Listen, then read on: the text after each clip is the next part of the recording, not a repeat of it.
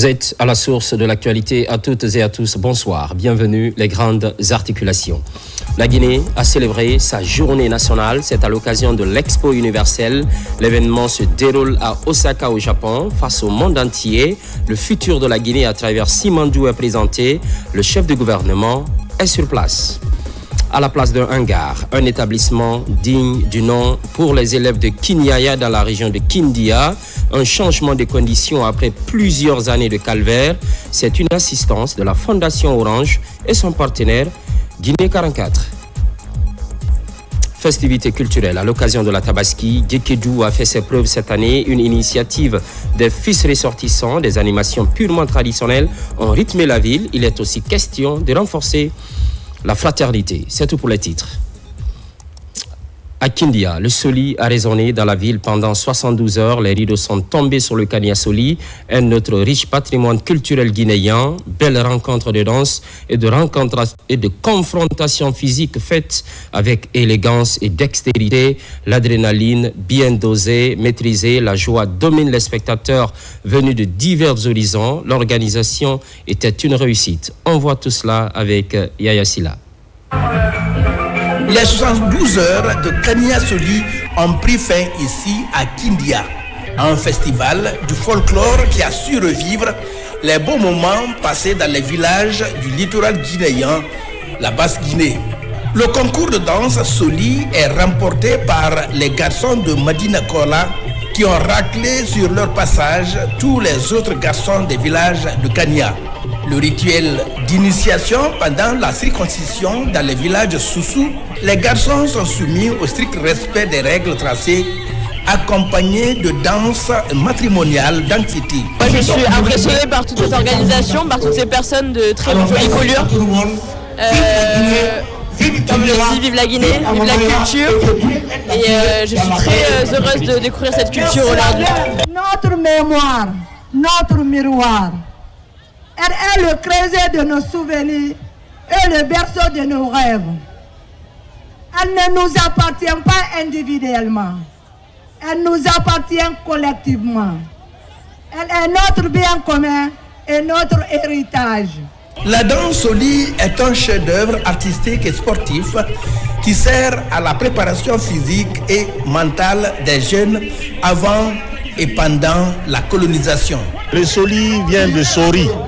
Sori, c'est être matinal en malinké. Le Soli a été importé du Sankara à travers nos parents Djalonké.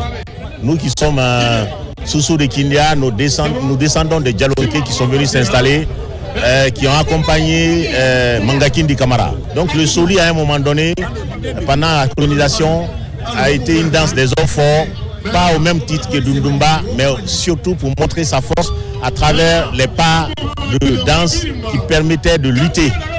Et c'était pour montrer aux Blancs que malgré le fait qu'on soit colonisé, nous sommes quand même forts, nous avons un mental d'acier. C'est un événement à féliciter surtout et que ça reste dans la continuité. Et c'est un événement qui permet aussi de se retrouver en famille et que tous les fils de Kindia se retrouvent. Je pense que c'est une fierté pour tout le monde et aujourd'hui c'est quelque chose qui nous réunit. Ça nous fait du plaisir de participer à ce festival, mais aussi c'est de participer à notre identité culturelle pour promouvoir la culture Soli à travers le monde, mais aussi d'accompagner les organisateurs. Fini l'édition 2025 de Kania Soli. Le rendez-vous est pris pour l'année prochaine. Au pays du soleil levant, Osaka précisément, la Guinée a célébré sa journée nationale à l'Expo universelle. Je vous le disais un peu plus haut, face au monde entier, les potentialités de la Guinée, notre paradis, sont rappelées. L'avenir prometteur à travers Simandou est également présenté sur place. Le Premier ministre Amadou Uriba à la tête d'une importante délégation. Karim Kamara, Kabasuma, envoyé spéciaux. Depuis 2 mois à Osaka, la fièvre suscitée par l'Expo universelle 2025 est loin de retomber. En ce mardi 10 juin, les drapeaux guinéens et japonais flottent sur les activités de l'exposition. La Guinée célèbre son National Day qui lui est dédié par le Bureau international des expositions. Un des moments forts de cette journée, présidée par le Premier ministre Amadou Ouriba, est la prestation de ses élèves percussionnistes.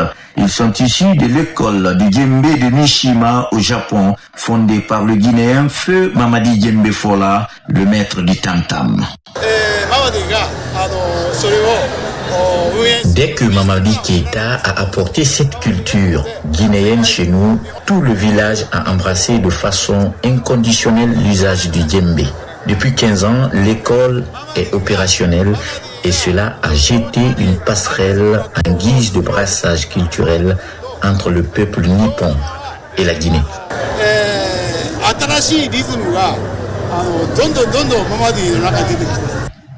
La journée est aussi riche en couleurs grâce à la prestation d'autres artistes venus de la Guinée comme la troupe Nimbaya et le couple de musiciens Soulbanks et Manamba. À travers la célébration de la journée de la Guinée, le gouvernement japonais réitère sa volonté de raffermir davantage l'axe de coopération entre les deux pays.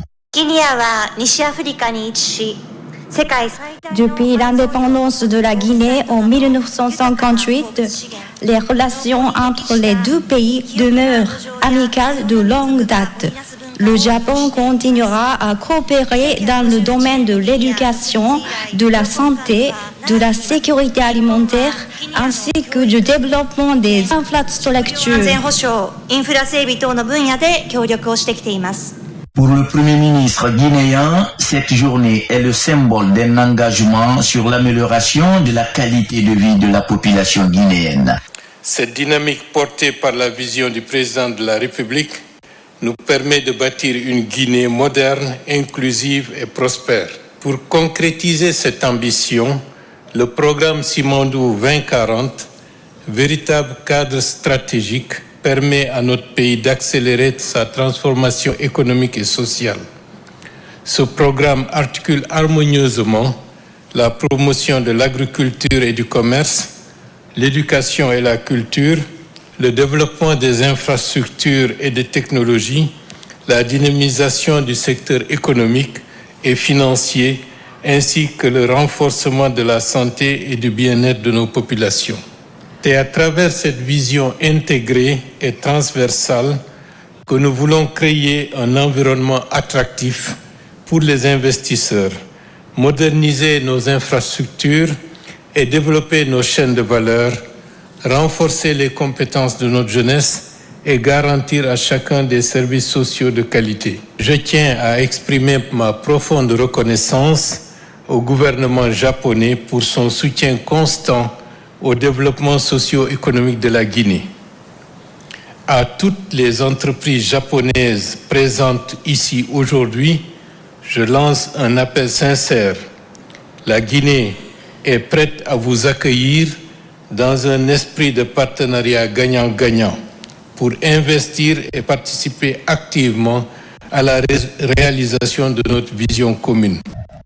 Le Premier ministre Amadou Ouriba n'a pas manqué d'inviter la Guinée et le Japon à un engagement collectif afin de bâtir la société du futur, d'imaginer la vie de demain et à sauver des vies en donnant à chacun l'opportunité de s'épanouir et de prospérer. À l'international toujours, protection des écosystèmes marins et modernisation de la pêche et l'aquaculture, la Guinée, la Banque mondiale et l'Agence française de développement trouvent un accord. C'est pour la matérialisation du projet conquis depuis la France. La signature est officielle et repose sur 128 millions de dollars. Kadietou Souleymane Keïta, Mohamed Souman. La conférence des Nations Unies sur l'océan, la délégation guinéenne conduite par les ministres de la Pêche et des Finances se place en première ligne et pose des actes forts à travers la signature d'un contrat de taille avec la Banque mondiale et l'Agence française de développement.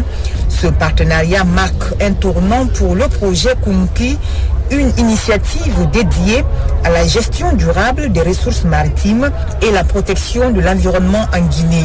Et nous sommes ravis d'avoir signé avec Monsieur le ministre des Finances et Madame la ministre des Pêches un nouveau financement en faveur de la mise en œuvre du plan de développement halieutique de la Guinée, qui est un très beau projet avec nos partenaires de ProBlue, de la Banque mondiale, avec évidemment le ministère des Pêches, pouvoir travailler sur la pêche durable, l'aquaculture et un certain nombre de sujets qui sont à la fois importants pour le développement économique de la Guinée. Le projet Kunki, à la fois stratégique et porteur de changement, est une étape importante dans les efforts de la Guinée pour développer des solutions durables et renforcer la coopération internationale dans le domaine maritime. L'exemple de cet après-midi est une illustration parfaite.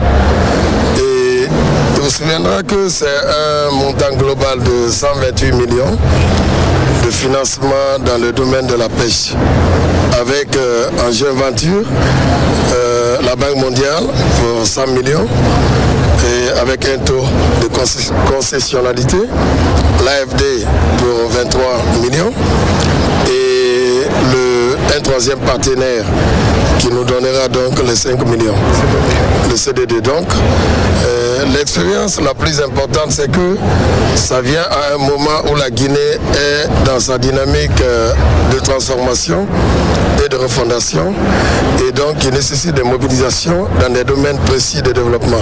Ce projet vient en appui à la vision du général Mamadi Doumbouya et de son premier ministre chef du gouvernement, M. Amadou Ouriba, qui place vraiment sa priorité, le secteur de la pêche, qui intervient non seulement dans l'emploi, dans la préservation de nos eaux, et aujourd'hui marque la signature de l'engagement de l'AFD au secteur de la pêche. Par cette signature historique, la Guinée affirme son engagement en faveur de la protection durable de ses ressources maritimes avec le soutien de la Banque mondiale et de l'Agence française de développement. Le projet Kunki incarne une véritable opportunité pour concilier développement économique et préservation de l'environnement maritime. Consultation médicale gratuite, reboisement et sensibilisation sur le PNRAVEC, un cocktail d'activités réalisé suite à la Tabaski, Donkinkula, c'est le nom de l'initiative. Ça se passe à l'Abbé avec l'offensive des organisations locales. Salafoudine Diallo, Abdoulaye Diallo. Kulato Kosiri, village agro-pastoral et religieux fondé depuis plusieurs siècles. Aujourd'hui, grâce à l'unité d'action des fils et filles ressortissants et résidents de cette localité, des infrastructures sociales de base sont visibles à l'image de cette adduction d'eau, cette école et ce poste de santé. Nous avons fait des bénédictions et nous allons faire des bénédictions pour eux, parce que les vieux, c'est ce qu'ils peuvent faire. Et qu'à chaque fois qu'ils viendront, et encore leur prodiguer des conseils pour que la relève soit assurée au niveau de notre localité, tant à Kulato Kosere que dans la commune rurale de Diari. Je profite donc pour saluer vraiment la bravoure des jeunes et des sages de Diari et de Kulato Kosere pour cette initiative. À l'occasion de la deuxième édition de Donkinkula, l'Union d'action pour le progrès de Portal Kulato Kosere, en collaboration avec l'Association de développement intégré de Diari, ont déroulé un paquet d'activités. Il s'agit de la campagne de consultation médicale gratuite et le reboisement. On a collaboré avec l'ADI de Diari. Nous avons organisé ensemble pour que la population va bénéficier de la santé. Parce que la santé n'a pas de prix. À Kulato Kosere, à Diari Centre, et une fois encore, nous faisons tout ça de manière synergique, de manière coordonnée, parce que nous estimons que c'est l'union qui fait la force. Et quand nous sommes unis, nous travaillons la main dans la main. C'est ce qui va nous permettre de développer notre sous-préfecture. Au terme de cette autre édition d'Onkinkula, des prières et bénédictions ont été dites pour la réussite de toutes les bonnes intentions en faveur de Kulato Kosere, la réussite de la campagne d'enrôlement biométrique des populations engagée par le gouvernement, un défi que cette ONG se fixe. Identification des partenaires techniques et financiers, un défi pour le Fonds de développement social et de l'indigence. Une retraite stratégique a lieu à Forikaria pour renforcer les compétences. La session a pris fin. Noumousso Yakite. Lancée il y a quelques jours, la retraite stratégique du Fonds de développement social et de l'indigence prend fin à Forikaria. Durant 3 jours, cette retraite a été un cadre de réflexion important pour le FDSI afin de définir un plan d'action pour les années à venir. Elle a permis de mettre en avant les réussites passées, mais aussi de mettre en lumière les obstacles et les défis.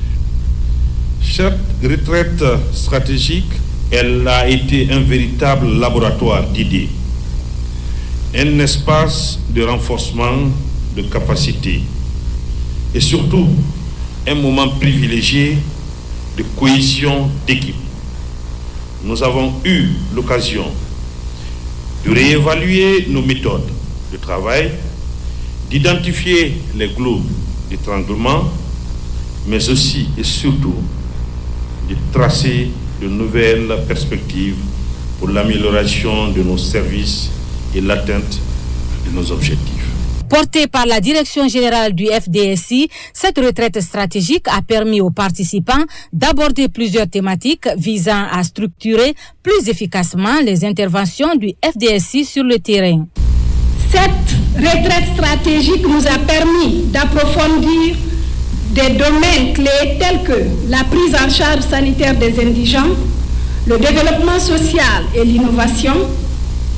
Nous repartons de cette retraite avec une motivation renouvelée et un sens accru des responsabilités, qui nous donne une feuille de route précise pour les 3 prochaines années. Votre retraite qui se tient à ce moment crucial en est une parfaite démonstration. C'est un avantage comparatif. La direction du Fonds de développement social et de l'indigence a organisé cette rencontre scientifique dans le but de se conformer à la vision sociale du président de la République, le général Mamadi Doumbouya. Une vision qui met l'inclusion des personnes vulnérables au centre des politiques publiques. Éducation, examens nationaux, quelques jours nous séparent du lancement. L'heure est au dernier réglage. C'est le cas de la commune de Kaloum. Autorités et acteurs développent une synergie d'action. Il s'agit de la désinfection des salles de classe. Bref, l'assainissement général. La Croix-Rouge est associée. Mounir Bari. À quelques jours du lancement des examens nationaux, les acteurs de l'éducation de la commune de Kaloum, en collaboration avec la délégation spéciale, lancent une campagne d'assainissement suivie d'une opération de désinfection des salles d'examen retenues dans cette commune. La stratégie consiste à favoriser un environnement sain et sécurisé pour les candidats de cette session. L'idée, c'est de créer des conditions de vie, de rendre l'atmosphère belle dans les établissements pour ne pas exposer les enfants. Donc on est venu nettoyer, désinfecter les toilettes pour renforcer la PCI. L'éducation, c'est une priorité. Pour là où on est comme ça, on a eu 3 projets. On est en train de toucher un tombeau de l'école Moustapha. Ça se trouve suffisant que vraiment c'est une priorité. La Croix-Rouge, c'est une institution humanitaire. Donc à chaque fois, la Croix-Rouge fait des opérations d'assainissement, de sensibilisation, et assister même le service de santé pour la vaccination. Ces opérations d'assainissement vont quasiment toucher les centres d'examen retenus à Kaloum. Une synergie d'action qui vise à préserver la santé et l'hygiène dans ces établissements scolaires. En initiant cette campagne, vous offrez aux candidats des conditions optimales pour aborder leurs épreuves avec sérénité. Et vous renforcez la crédibilité de nos examens sur le plan national. Cette action d'envergure en faveur de l'éducation guinéenne connaît également le coup de pouce de plusieurs acteurs et partenaires, notamment la Croix-Rouge, qui œuvre aux côtés des autorités locales de Kaloum pour la pérennisation de telles initiatives dans cette municipalité. Jusque-là, entassés dans des salles de classe de fortune, la donne change pour les élèves de Kinia dans la région de Kindia. Ils découvrent enfin des salles équipées et une bibliothèque. C'est la contribution de la Fondation Orange et son partenaire Guinée 44. Maïmouna Belagalo pour plus de précisions.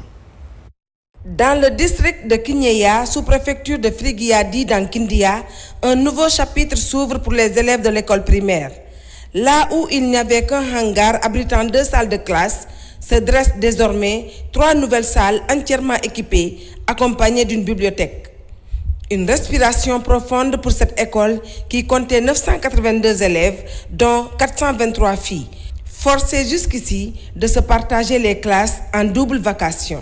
Lorsqu'on a un projet qui est soumis par une ONG sur une problématique réelle, une problématique palpable, nous avons l'obligation de faire en sorte de pouvoir agir et donc subventionner ce projet. Et aujourd'hui, donc, nous sommes à Kinyanya pour justement faire en sorte que les enfants de Kinyanya puissent avoir un environnement dans lequel ils ont envie d'étudier et surtout un environnement sécurisé et leur permettre de tracer leur voie, grandir et devenir ces personnes formidables que nous voulons qu'elles soient demain. Il y a d'autres programmes, notamment l'expérimentation d'une approche assez spéciale de cantine scolaire basée sur un modèle que nous sommes en train d'expérimenter en se servant des approches ou des expériences de l'Afrique de l'Ouest en termes de cantine scolaire. Désormais, ici, les enfants peuvent apprendre dans des conditions plus dignes, lire, rêver et peut-être devenir demain les enseignants, ingénieurs ou écrivains qu'ils aspirent à être.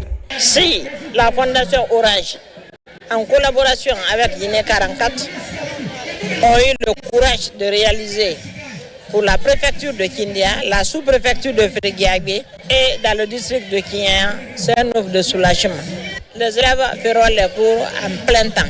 En 6 mois, nous avons une école de 3 classes équipée de bancs, équipée d'une bibliothèque. Nous louons Dieu et nous remercions la Fondation.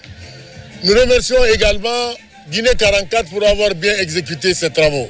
L'extension des latrines et l'installation d'un point d'eau sont en perspective pour garantir un environnement encore plus sain. À Kinyeya, l'école n'est plus un luxe. Elle redevient ce qu'elle devait toujours être. Un droit, une chance, un tremplin pour l'avenir. Infrastructure de base, un édifice supplémentaire pour Selem Moussaya relevant de Baté Nafagi. La maison des jeunes va bientôt sortir de terre. Les travaux sont lancés. Le ministre de la Jeunesse et des Sports était de la partie. Moussa Komara également. L'identité culturelle exhumée, des pas de danse bien rythmés. Bienvenue à Selem Moussaya, un district de Baté Nafagi en forte évolution démographique, mais qui manque jusqu'ici des foyers des jeunes. Le gouvernement, à travers le ministère de la Jeunesse et des Sports, décide de construire pour la première fois cet espace de loisirs où les jeunes pourront développer des activités socio-éducatives. Le président de la République a décidé de s'occuper des Guinéens. Vous avez vu évidemment ce qui se passe dans les grandes villes. Et donc il est nécessaire aussi qu'on ait un programme pour les districts, pour les sous-préfectures.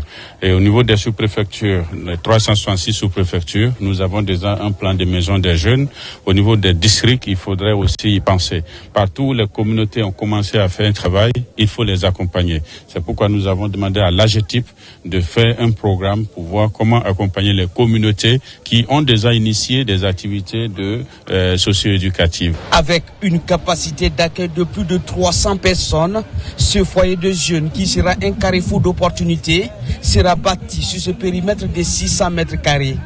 La durée d'exécution est de 3 mois. L'infrastructure sera en maison pavillonnaire et sera composée essentiellement d'une salle, d'une grande salle qui peut accueillir plus de 300 personnes, un podium, une toilette et une salle d'accueil à l'intérieur. Aujourd'hui, c'est un grand jour pour nous. Du fait que nous sommes censés avoir cette maison de jeunes, que nous avons cherché vraiment longtemps, et grâce à la volonté de ce général président Mamadi Doumbouya, qui nous a vraiment donné cette occasion aujourd'hui pour avoir cette maison de jeunes. Entièrement financée par l'agence guinéenne d'exécution des travaux d'intérêt public, AGETIP, ce foyer de jeunes va répondre à toutes les commodités. Le projet va s'étendre à d'autres districts et communes rurales pour occuper seulement la jeunesse. Le bilan des 4 derniers mois, c'est l'ambition que se fixe la Jeune Chambre internationale Guinée, avec les structures locales bien sûr, et les questions de tirer les leçons durant cette période, mais réfléchir également sur d'autres actions pour mieux servir la communauté. Moussa Bangoura. International, la Guinée tient son conseil national. Ici à Forêt-Caria, membres et organisations locales de la JCI prennent part à ce rendez-vous stratégique. Un rendez-vous pour tirer les leçons des activités des 4 mois passés, mais également planifier d'autres actions pour le reste de l'année. L'objectif, c'est de s'auto-évaluer. Notre organisation nous impose de valider un plan d'action, l'évaluer à mi-parcours. C'est cette évaluation qu'on est en train de faire et les résultats de cette évaluation seront mis à disposition et en attendant la fin de l'année pour faire l'évaluation globale des réalisations de l'année. Autre facette de cette assemblée de mi-mandat, le renforcement de capacité des membres avec la participation du vice-président international assigné à la JCI Guinée. Plusieurs thématiques ont été développées. Ce que nous voulons retenir, c'est de créer des leaders qui ne vont pas croiser les bras, attendre que les solutions viennent d'ailleurs. C'est des gens qui deviennent des acteurs. C'est des gens face à un problème qui n'attendent pas que l'autorité trouve des solutions. C'est des jeunes gens qui soient en mesure d'aller eux-mêmes trouver la solution au problème et de faire avancer les choses. Avec la JCI Guinée, tout est positif, mais encore une fois, qu'on continue à faire de l'impact, à faire des projets qui changent la vie au quotidien, mais aussi des projets qui développent des leaders, qui forment des leaders pour un Guinée plus prospère. Classée parmi les meilleurs mouvements de jeunesse du pays, la Jeune Chambre internationale Guinée a pour mission d'offrir à la couche juvénile des opportunités de développement, du leadership pour mieux servir la société.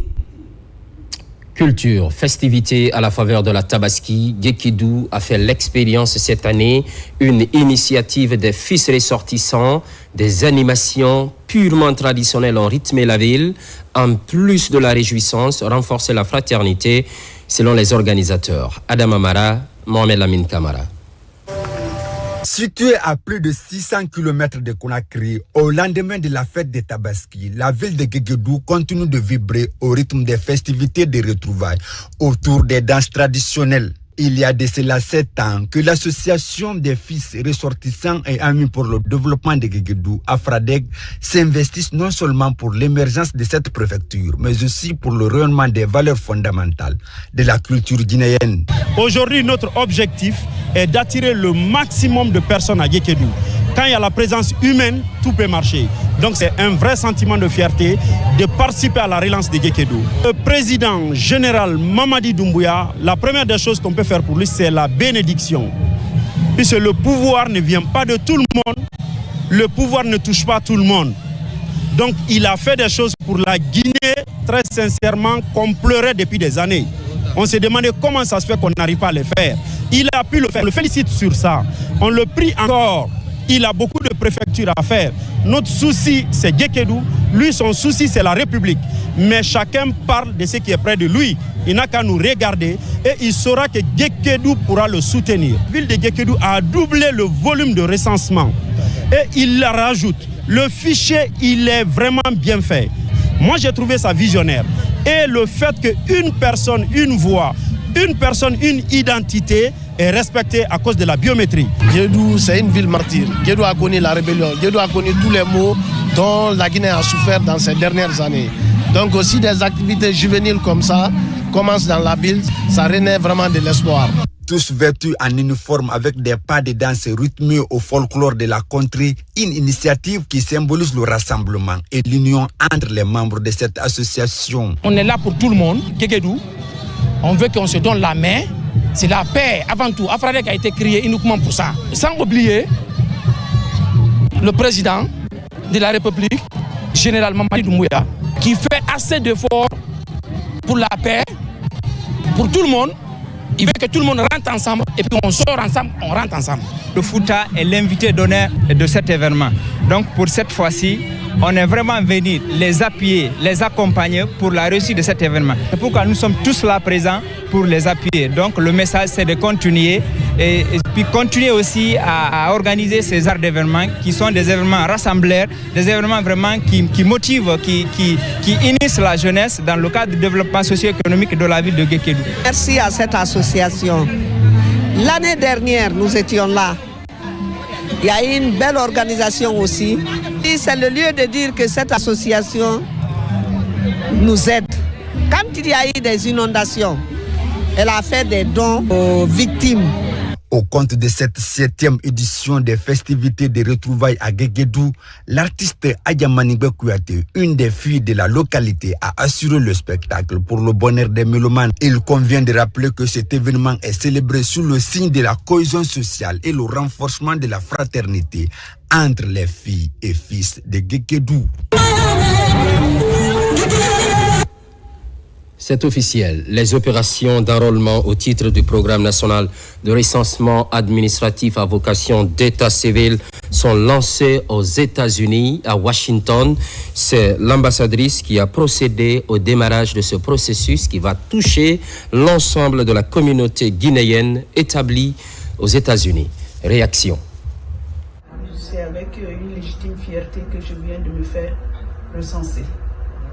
Je profite de cette occasion pour lancer un appel solennel à l'ensemble de la communauté guinéenne établie aux États-Unis d'Amérique. Le recensement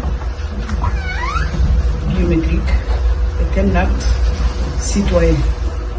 Et ce recensement aujourd'hui me permettra d'avoir une identité numérique et sécurisée et me permettra aussi d'avoir accès aux services sociaux de base.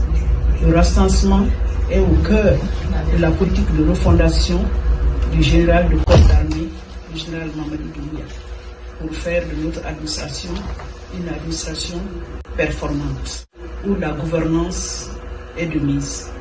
Je lance un appel à tous nos compatriotes. Les kits sont arrivés, le processus est lancé ce soir et il y aura des kits dans les différents centres qui ont été identifiés. C'est un acte citoyen. Venez vous faire recenser pour vous faire identifier sur toute l'étendue du territoire national et à l'extérieur de la Guinée. Je vous remercie. Les programmes se poursuivent. L'actualité évolue en Guinée, notre paradis, terre de richesse et d'innovation.